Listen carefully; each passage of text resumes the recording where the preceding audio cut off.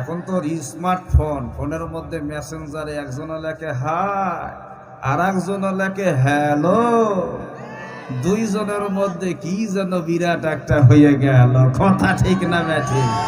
তাহলে কি তাদের মৃত্যুর ভয় আছে দাদা? আল্লাহ বললেন ওয়ালিকুল্লি উম্মাতিন আজাল ফাইজা জাআ আজালুহুম লা ইস্তাখিরুনা সাআতান ওয়া লা ইস্তাকদিমুন। আল্লাহ বললেন প্রত্যেকটা জাতির একটা নির্দিষ্ট সময় রয়েছে। এই নির্দিষ্ট সময় যখন এসে যাবি,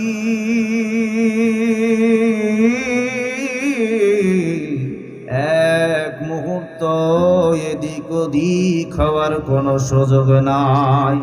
মউতের ফেরেশতা আজরাইল রূহ নেওয়ার জন্য এসে হাজির হয়ে গেছে।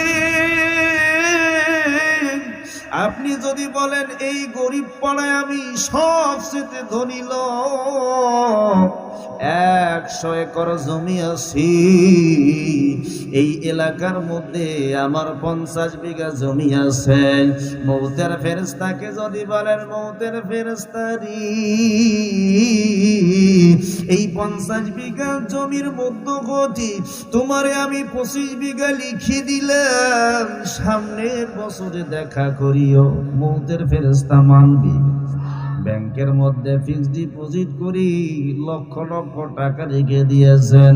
মউতের ফেরেশতা আজরাইল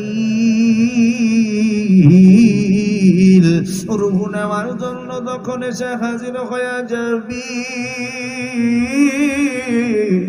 যদি বলেন মউতের ফেরেশতারি তোমারে আমি 5 লক্ষ টাকা ঘুষ দিলাম, 1 বছর পর রূহ নেওয়ার জন্য আইয়ো, মানবে?